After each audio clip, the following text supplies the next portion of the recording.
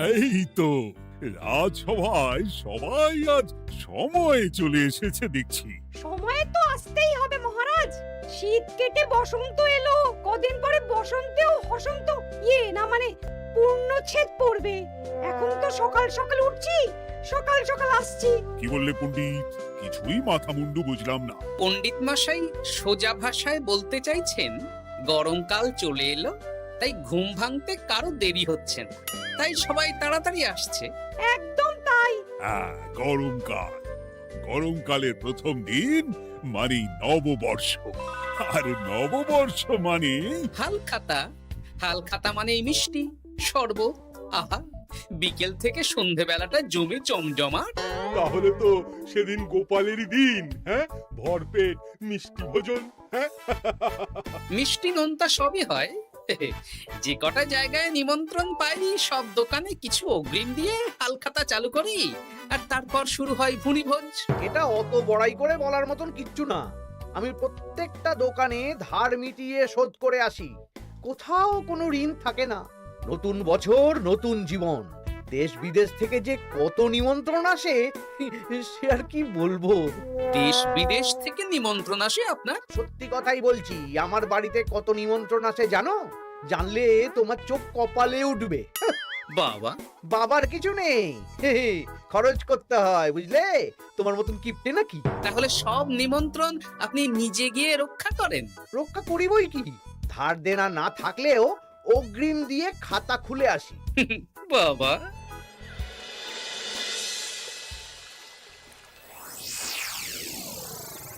তোদের একটা কাজ করতে হবে। কি কাজ বলে ফেলুন? তোরা উঠতে বসতে গোপালকে জিজ্ঞেস করবি, কি গোপাল, কটা হালখাতার নিমন্ত্রণ পেলে? মন্ত্রী মশাইকে তো 10টা দোকান থেকে বলেছে।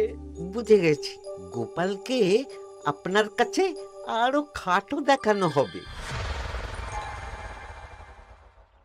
এই যে শোনো, এই ফলেটা ধরো, হ্যাঁ? আর মুদির দোকান থেকে 500 মুগ ডাল আর 1 কেজি চিনি নিয়ে এসো তো।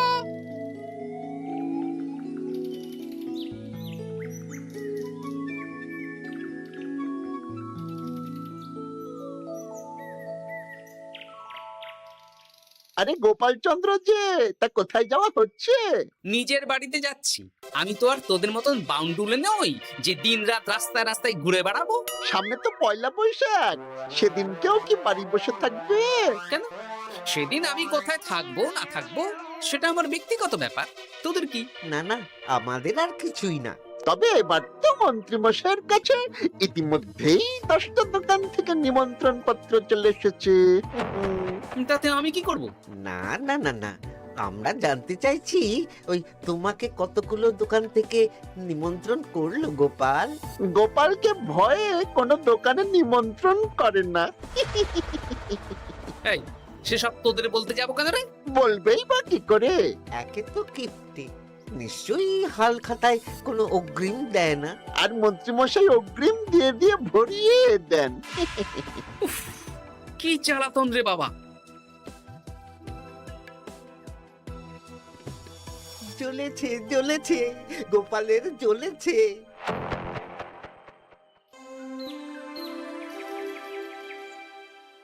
তা কি খবর বলো? সবাই হালখাতার কেমন নিমন্ত্রণ পাচ্ছ? আমার মহারাজ ওই 2 জায়গা থেকে নিমন্ত্রণ এসেছে, ভোলার দোকান আর এক মুদির দোকান থেকে। আমার একটা কলমের দোকান থেকে নিমন্ত্রণ এসেছে মহারাজ। মহারাজ, আমার ওই একটা কামারশালা থেকে নিমন্ত্রণ এসেছে, আর মুদির দোকান থেকে। আর মন্ত্রী, তোমার কি খবর? মহারাজ, আমার আপাতত 17টা নিমন্ত্রণ এসেছে। বেশ বেশ। আমি তো আর গোপালের মতন কিপটে না, গোপালকে লোকজন ভয়ে নিমন্ত্রণ করে না। এই এই এই, তোমরা ঝগড়া করো না। আমি যেটা বলছি সেটা শোনো। পয়লা বৈশাখের দিন দুপুরবেলা রাজবাড়িতে তোমাদের সবার নিমন্ত্রণ রইল। সেদিন দুপুরে একটু খাওয়া দাওয়া হবে। বাহ, তাহলে তো বাংলা নববর্ষের প্রথম দিনটা জমে যাবে। একদম। কিন্তু সন্ধেবেলাটা জমবে না। কেন? আপনি এমন কেন বলছেন মন্ত্রী মশাই? কারণ এই হাল খাতায় তোমাকে কজন আর নিমন্ত্রণ করবে বলো? যতজনই করুন না কেন, আমি অগ্রিম দিয়েই আসি। সে তুমি পেটুক বলেই যাও, কিন্তু এবারে তোমার থেকে আমি অনেক বেশি নিমন্ত্রণ পাবো। আবার শুরু হতে চলেছে। এই তোমরা থামো। পণ্ডিত, নববর্ষের দিন রাজবাড়িতে পুজো হবে। আমি জানি তুমি সেদিন খুব ব্যস্ত থাকবে, কিন্তু রাজবাড়ির পুজোটা মনে করে করে দিতে হবে। নিশ্চয়ই মহারাজ, নিশ্চয়ই। আর গোপাল, মন্ত্রী, তোমরা দুজনেই আমাকে হাল খাতার নিমন্ত্রণ পত্র দেখাবে। কে কতগুলো নিমন্ত্রণ পত্র পেয়েছো? এতেই বোঝা যাবে যে কে কত জনপ্রিয়।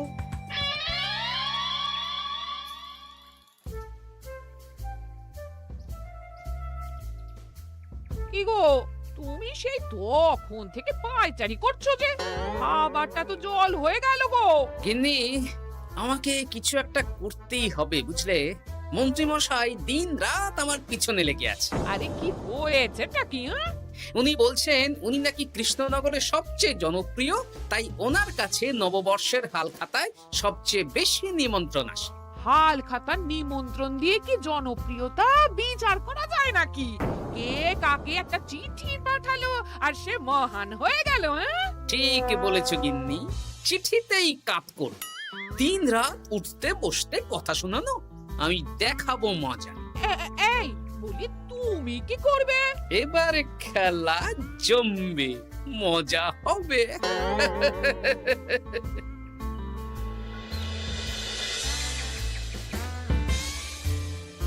কাজ হয়ে যাবে তো? হ্যাঁ হ্যাঁ, হয়ে যাবে গোপাল দাদা, কোনো চিন্তা করো না।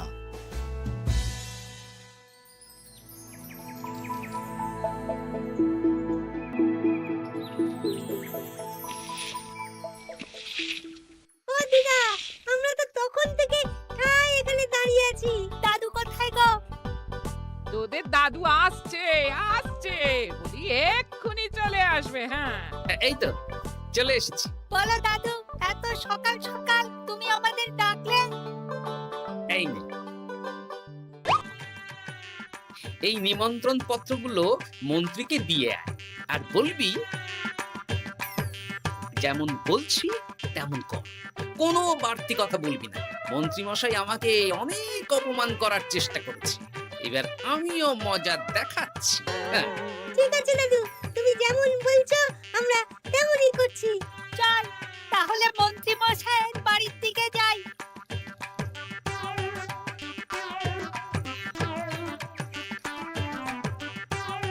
আরে ওই তো পটা কাকা, ঘটা কাকা, চল ওদের দিকেই ধরি। এই যে পটা কাকা, ঘটা কাকা, তোমরা ভালো আছো? হ্যাঁ আছি।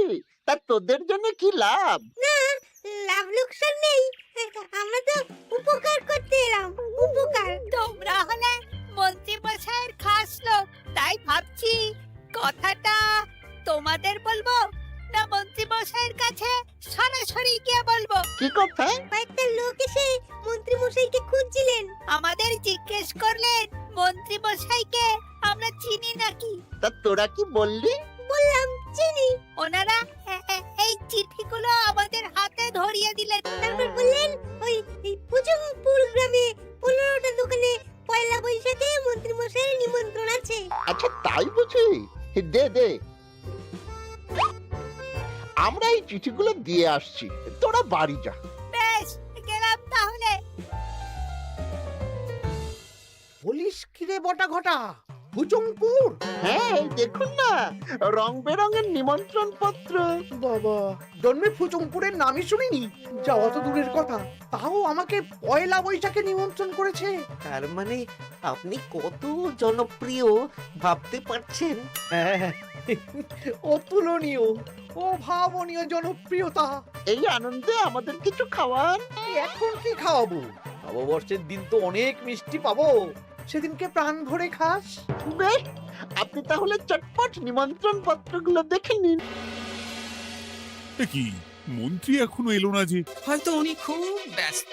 যাই হোক, শোনো গোপাল, তোমাদের তো আগেই বলেছি এবছর রাজবাড়িতেও নববর্ষের দিন লক্ষ্মী গণেশ পুজো হবে। হ্যাঁ মহারাজ, তা তো বলেছেন। তা তোমাকে একটা দায়িত্ব দিতে চাই। বলুন মহারাজ, কি দায়িত্ব? তুমি মৃৎশিল্পী ভাইয়ের সাথে দেখা করে একবার খোঁজ নিয়ে আসবে প্রতিমা বানানোর কাজ কত দূর হলো। আচ্ছা মহারাজ, এ আর এমন কি কাজ, আমি আজকেই খবর নিয়ে নেব। ক্ষমা করবেন মহারাজ, আজ রাজসভায় আসতে একটু দেরি হয়ে গেল। কেন আজ হঠাৎ করে দেরি কেন? কি হয়েছিল তোমার? জ্বর, বমি না পেটের ব্যামো?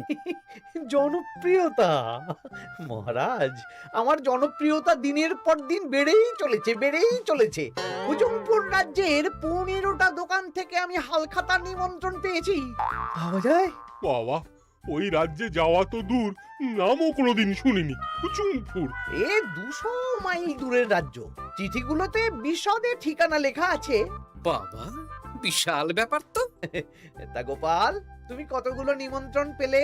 আমি পেয়েছি, বেশ কিছু পেয়েছি মন্ত্রী মশাই।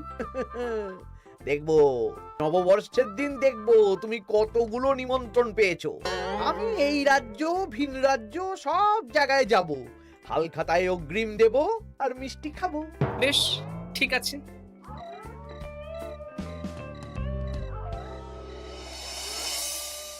এবার মজা হবে। শোন, তোরা কোনো কথা বলবি না, তোরা শুধু আমার পিছু পিছু আয় আর মন্ত্রী মশাইয়ের বাড়ির দরজার সামনে চিঠিগুলো ফেলে দে। আচ্ছা দাদু।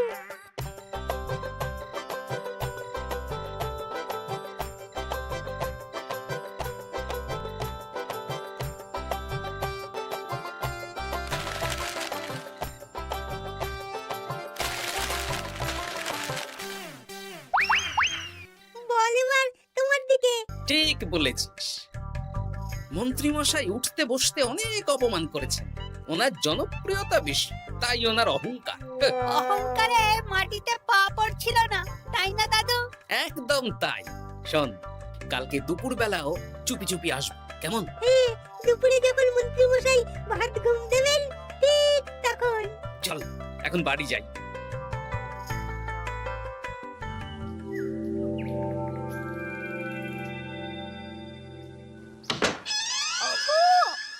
দেখে যাও গো। কে গো? তুমি কোথায়? বাইরে এসো, বাইরে এসো। আরে কি হলোটা কি? সকাল সকাল চিৎকার চেঁচামেচি করছো কেন? আরে আরে আরে দেখে যাও আগে।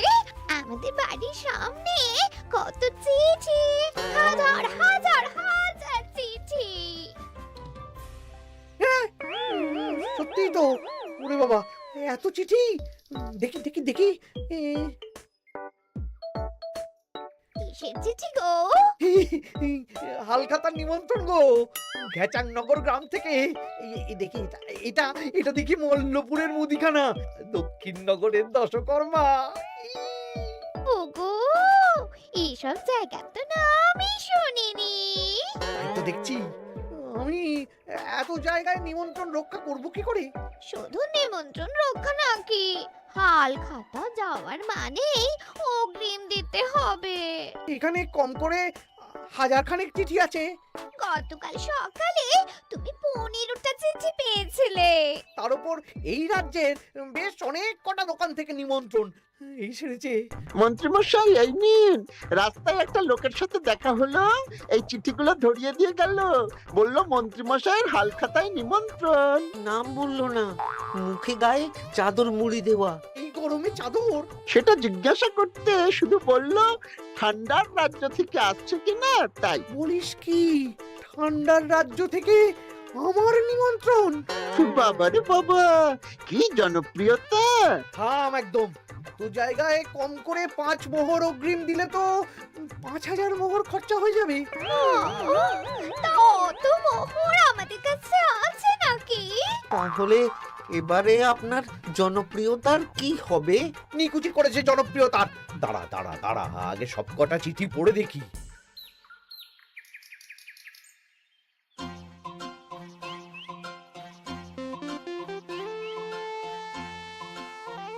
আরে এই তো পটু ভাই, তোমার বাড়িতে যাচ্ছিলাম।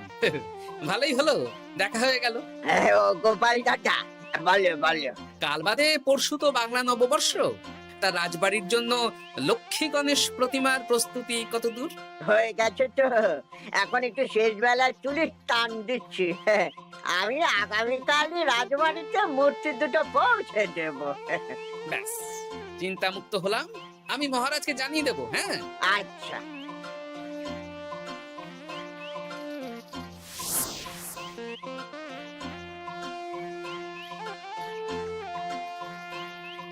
পুটির বাবা, তোমাকে সকাল সকাল যে কাজটা করতে বলেছিলাম সেটা করেছে তো? হ্যাঁ গোপাল দাদা, সব চিঠি বটা ঘটার হাতেই ধরিয়ে দিয়েছি। তা তোমাকে চিনতে পারেনি তো? না না, চিনবে কিভাবে? আমি তো চাদর মুড়ি দিয়ে দেখা করেছি। এই চাদরটা? হ্যাঁ, তাহলে এটা এখনো গায়ে দিয়ে মুখ খুলে ঘুরছো কেন? হ্যাঁ, এক্ষুনি খোলো খোলো খোলো। ঠিক বলেছো। দুপুরবেলা অনেক কাজ আছে। কি কাজ? শোনো, আচ্ছা। কি মুশকিল, এখন এতগুলো চিঠি আমাকে একা পড়তে হবে। তাহলে এখানেই বসে থাকো, বুঝলে? খাও দাও আর ছিছি পড়ো। নববর্ষে আবার সব জায়গায় নিমন্ত্রণ রক্ষা করতে যেতে হবে তো। আরে ওফো, কি জ্বালা। আমরা তাহলে এখন আসি। হ্যাঁ, ভাগ ভাগ।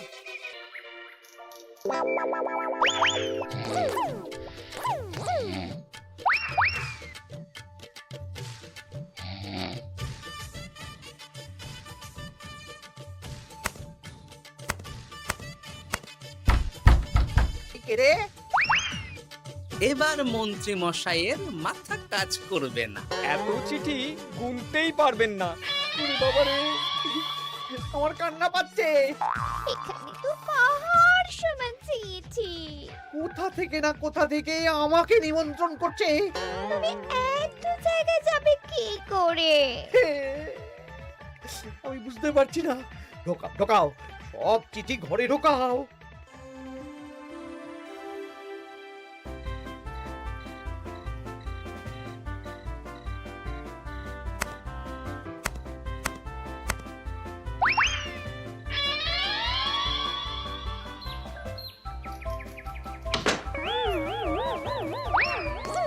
ওগো, রাতে আবার চিঠি এসেছে।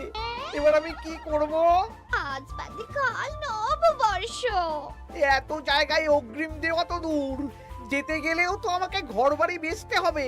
পড়ো পড়ো চিঠি পড়ো, পড়েই যাও।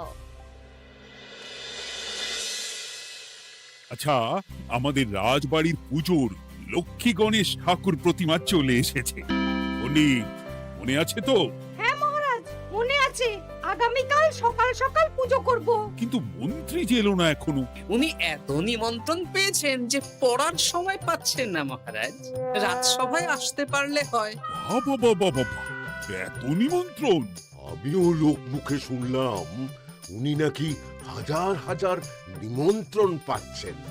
দিন রাত বস্তা বস্তা নিমন্ত্রণের চিঠি আসে। বাবা বাবা, এ তো আজব ব্যাপার। হ্যাঁ, তাই না তাই।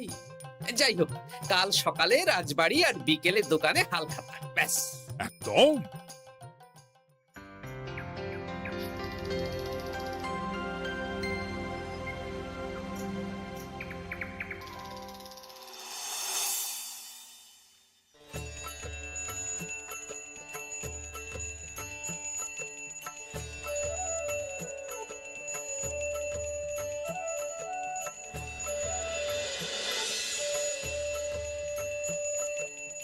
শুভ নববর্ষ মহারাজ। শুভ নববর্ষ।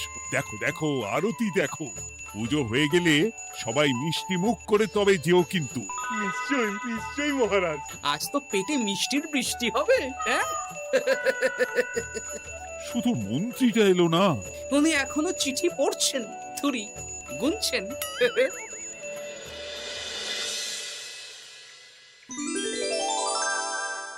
আমার কি সৌভাগ্য! রাজবাড়ির সবাই আমার দোকানে হাল খাতা করতে এসেছে। শুধু মন্ত্রী মশাই আসেন। হ্যাঁ, ওকে কদিন ধরে রাজসভাতেও দেখছি না। ভোলা, এই নাও তোমার অগ্রিম। আমাকে যেতে হবে। এ কিরকম হালখাতা রক্ষা মন্ত্রী মশাই? শুভ নববর্ষ বলুন, আমরা সবাই এখানে আছি। সবার সাথে কথা বলুন। হ্যাঁ, এ তো অভদ্রতা। তুমি দাঁড়াও। মহারাজ, আমাকে ছেড়ে দিন। আমার মাথা কাজ করছে না মহারাজ। কত হাজার যে নিমন্ত্রণ পেয়েছি, ঠিক ঠিকানা নেই। তা সব নিমন্ত্রণ রক্ষা করতে পারবে তো মন্ত্রী? না না না অত সম্ভব নাকি? দেশ বিদেশ, এই রাজ্য ভিন রাজ্য, ফতুংপুর, হ্যানা ত্যানা সব জায়গা থেকে নিমন্ত্রণ পেয়েছি। তাহলে আপনি যে রাজসভায় বড় মুখ করে বললেন আপনি নববর্ষের দিন যত জায়গায় নিমন্ত্রণ পান সব জায়গায় হালখাতা রক্ষা করেন আর অগ্রিম দিয়ে আসেন। এ আমি জানি নাকি যে এত নিমন্ত্রণ পাবো? তাহলে তো মন্ত্রী তুমি ভুল করেছো। সেদিন গোপালকে নিচু দেখানোর জন্য অহংকার করা তোমার উচিত হয়নি। হ্যাঁ, আমার ভুল হয়েছে, আমাকে ক্ষমা করুন।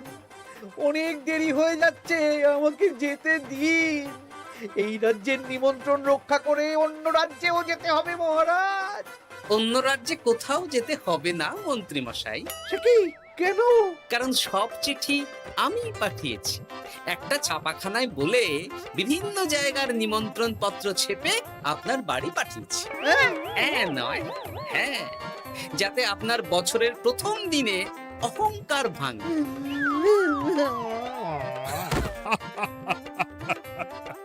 বলো বলো সবাই, শুভ নববর্ষ।